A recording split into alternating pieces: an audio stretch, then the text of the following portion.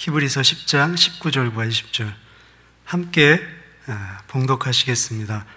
그러므로 형제들아, 우리가 예수의 피를 힘입어 성소에 들어갈 담력을 얻었나니 그 길은 우리를 위하여 휘장 가운데로 열어놓으신 새롭고 산 길이요 휘장은 곧 저의 육체니라. 아멘. 저는 오늘 이 본문 말씀을 가지고 십자가로 열어놓으신 새롭고 산 길이라는 제목으로 말씀을 드리겠습니다. 복음은 만민에게 미칠 큰 기쁨의 좋은 소식이라는 뜻입니다. 이 복음은 헬라어로 유앙겔리온이라는 단어를 씁니다. 이 유앙겔리온은 전쟁 용어입니다. 전쟁의 승패에 따라 한 나라의 운명과 개인의 운명이 결판나던 이 고대 시대에 쓰였던 전쟁 용어입니다. 그 당시에는 전쟁에 패하면 그 결과는 참혹한 멸망 외에는 아무것도 없었던 때입니다. 개인들의 재산은 모조리 약탈당하고 건물들과 또 도시들은 불에 타 폐허가 됩니다. 모든 사람들은 칼에 죽임을 당하고 여자들과 아이들은 붙잡혀 죽거나 노예로 팔려가게 됩니다. 그 당시 전쟁에 패한 나라는 이처럼 비참한 종말을 맞이하게 됩니다. 그렇기 때문에 전쟁이 일어나면 그 당시 사람들은 이 전쟁의 소식을 애타게 기다리고 있었다고 합니다. 그때 파발을 가지고 온 병사가 승리의 기쁜 소식을 전해주면 엄청난 축제가 벌어졌다고 합니다. 승리의 기쁜 소식, 바로 이것이 복음입니다. 우리는 영적으로 완전히 파산하여 다시 회상할 길이 없었던 사람들입니다. 영적인 소망은 완전히 바닥나 제로 상태에 있었던 자들입니다. 영원한 죽음에 처할 운명에 놓여 있던 자들입니다. 그런데 주님께서 사탄과의 전쟁에서 승리하시고 우리에게 영원한 생명을 허락하여 주셨습니다. 우리를 사탄의 손아귀에서 빼앗아서 하나님 품으로 옮겨주셨습니다. 이것이 우리가 소유하게 된 복음인 것입니다. 그 가치가 너무 어마어마하기에 값으로 계산할 수도 없고 또 갚을 수도 없습니다. 은혜로밖에는 달리 해결할 길이 없습니다. 이것이 바로 우리가 생명을 얻은 복음입니다. 오늘 본문은 예수님께서 십자가상에서 취하신 이 구원에 대해서 구체적으로 우리에게 설명해 주고 있습니다.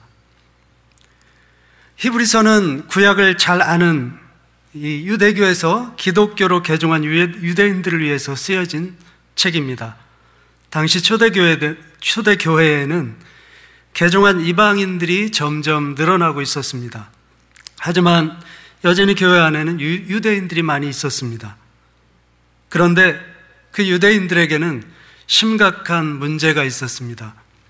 우선 기독교와 유대교의 차이를 잘 이해하지를 못했습니다.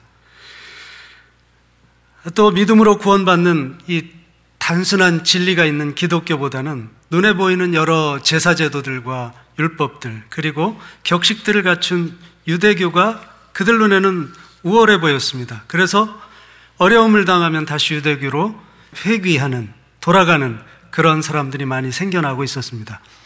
그래서 그들에게 복음에 대해서 잘 이해시킬 필요가 있었던 것입니다. 히브리서는 이런 이유 때문에 쓰여졌습니다. 예수님은 자신을 내어주셨습니다. 우리를 위한 희생제물이 되어 십자가에서 죽으셨습니다. 자신의 몸을 제물로 삼아 제사를 드린 것입니다. 그렇지만 이 구약의 제사와 예수님의 제사는 차원이 다른 제사입니다.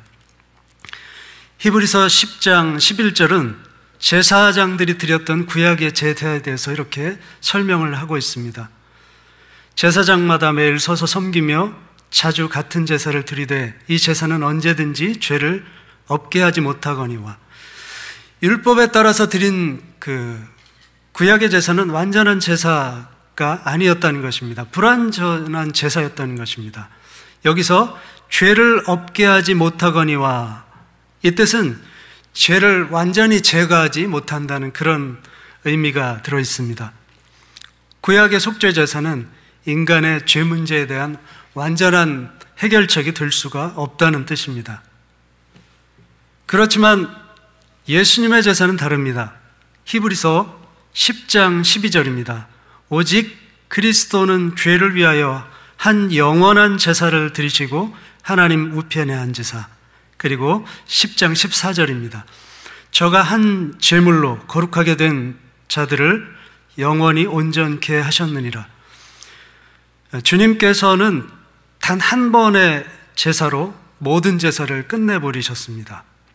어떻게 그것이 가능합니까? 예수님이 드린 제사는 그 효력이 영원하기 때문에 가능합니다. 주님께서 드리는 단 한 번의 제사로 모든 죄의 문제가 해결된 것입니다. 그러므로 형제들아, 우리가 예수의 피를 힘입어 성소에 들어갈 담력을 얻었나니 그 길은 우리를 위하여 휘장 가운데로 열어놓으신 새롭고 산 길이요 휘장은 곧 저의 육체니라. 구약시대에는 오직 한 사람, 대제사장만 1년에 딱 한 번 속죄일에 하나님의 임재 장소인 지성소 안에 들어갈 수가 있었습니다. 하지만 두렵고 떨림으로 들어가야 했습니다. 지성소 출입이 허락된 이 제사장일지라도 죄가 있으면 죽임을 당했기 때문입니다. 구약시대에는 죄가 있는 인간이 하나님을 만나면 죽음을 면치 못했습니다. 때문에 하나님 앞에 나간다는 것은 매우 두렵고 떨리는 일이었습니다. 그렇지만 지금은 어떻습니까? 지금은 다릅니다. 예수 그리스도를 의지하기만 하면 두려움이 없이 하나님과 만날 수가 있습니다.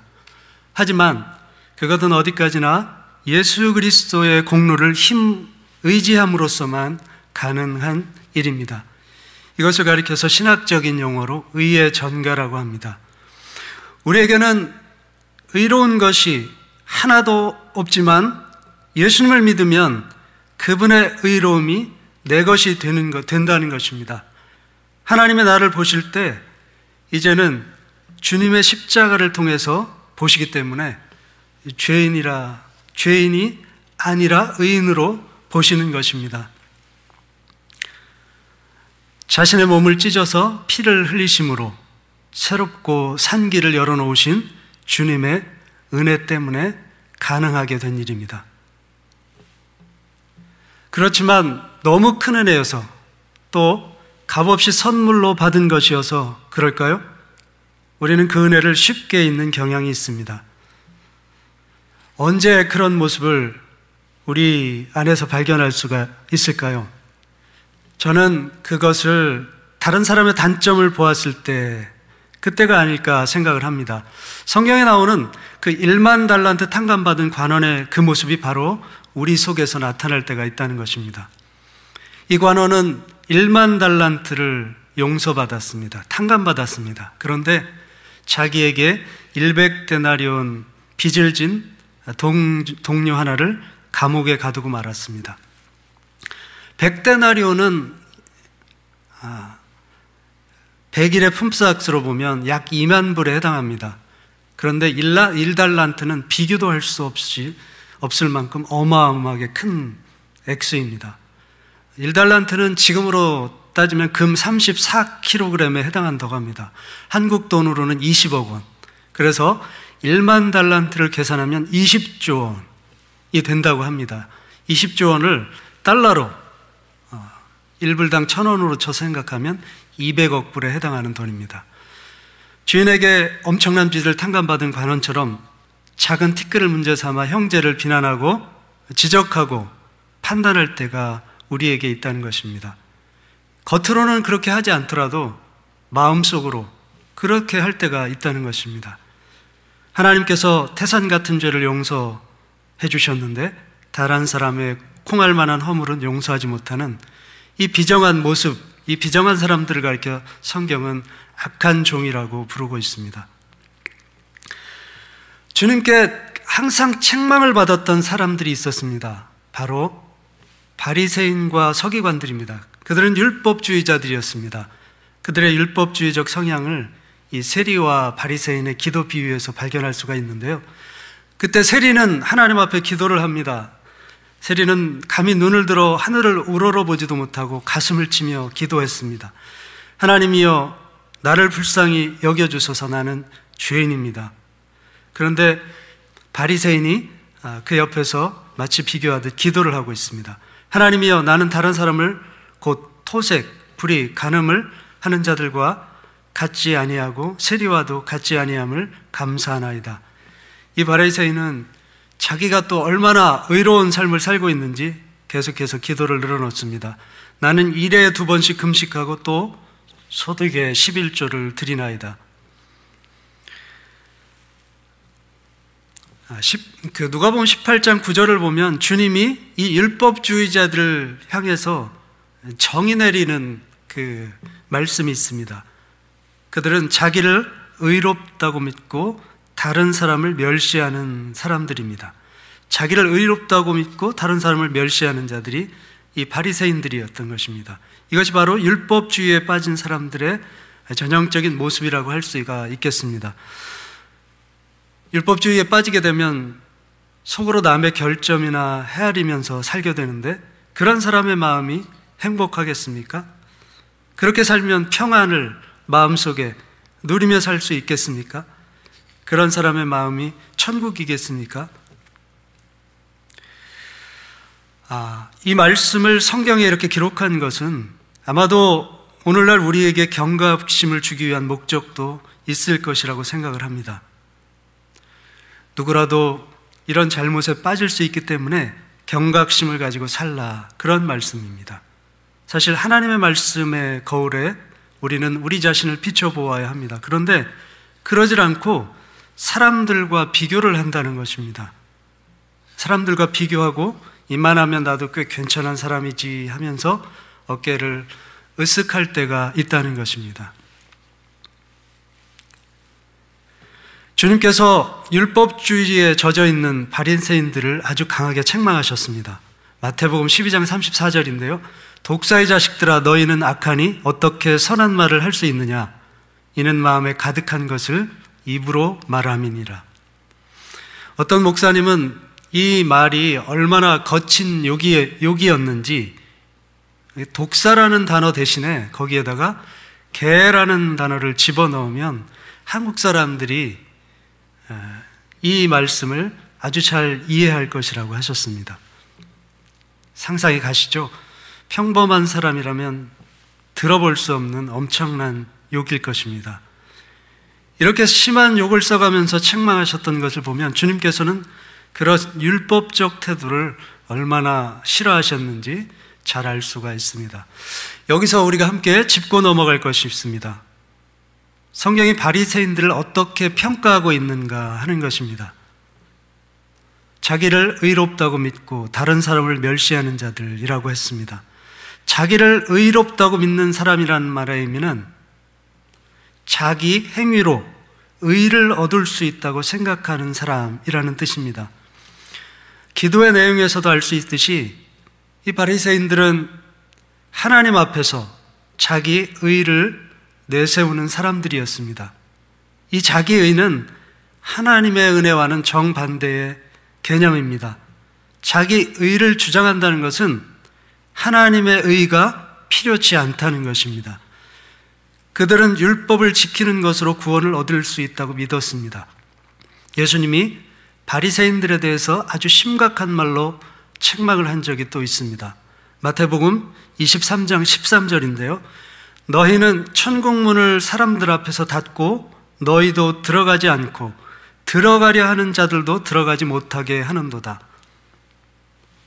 놀라운 것은 주님께서 율법주의에 빠져있는 사람들을 아예 천국에 들어갈 수 없는 자들로 규정하고 있다는 사실입니다.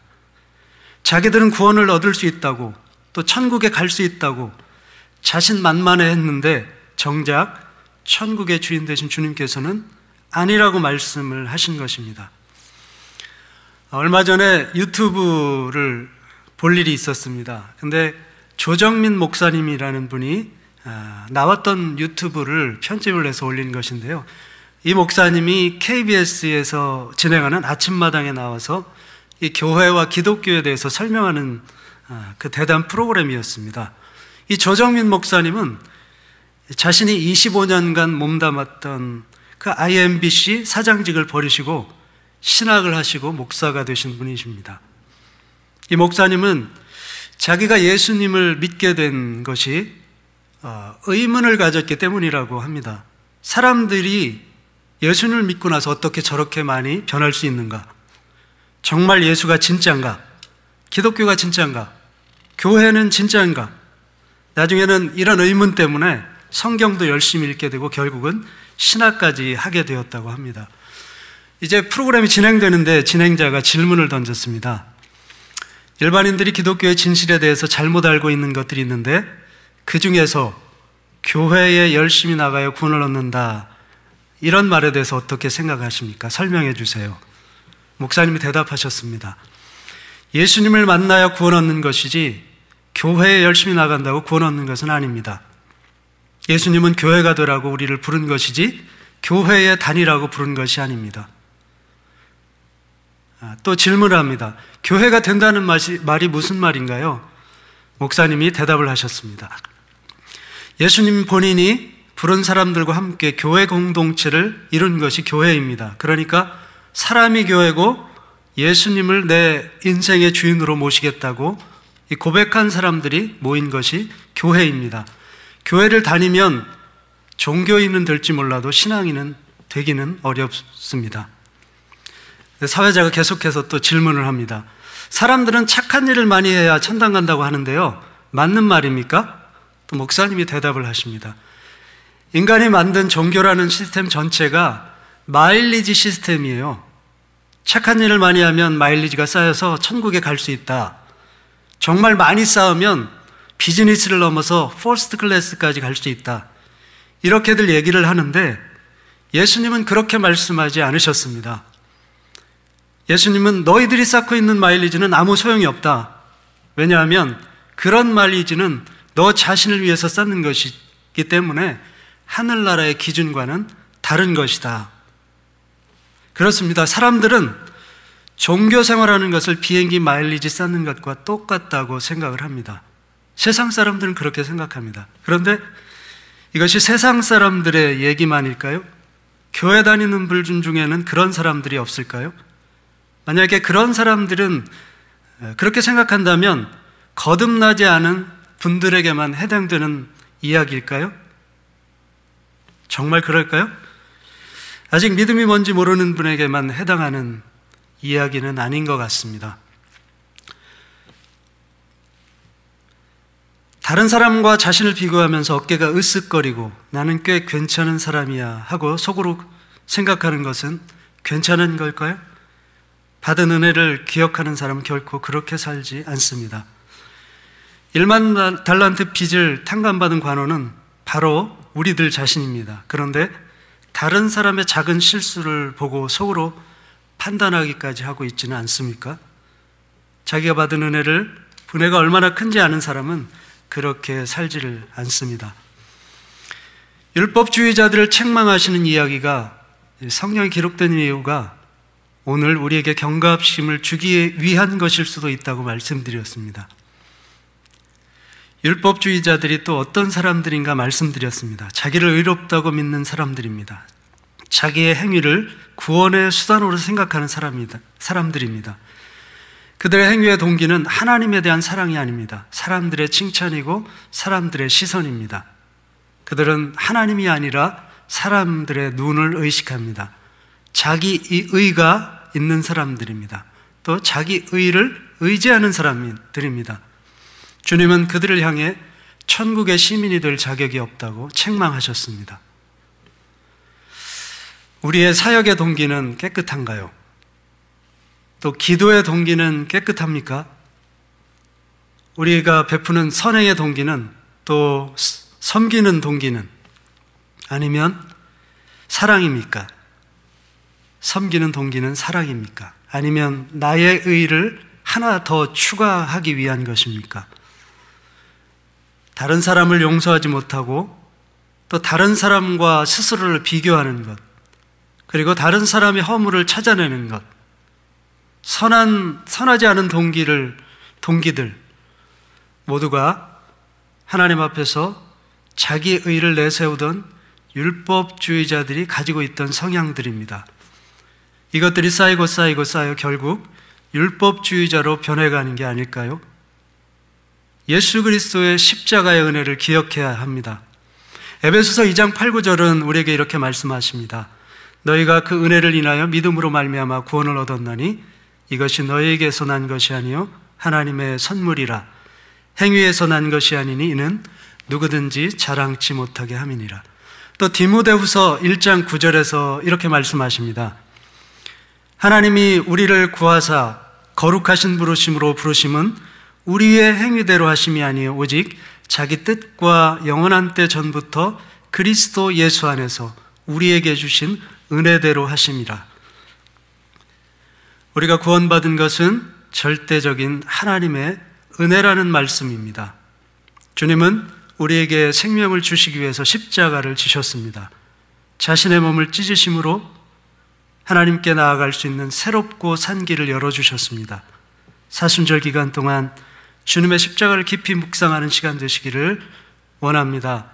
평생 십자가 은혜 기억하며 또 십자가만 붙들고 살아가는 복된 인생 되시기를 주님의 이름으로 축원드립니다. 함께 기도하시겠습니다.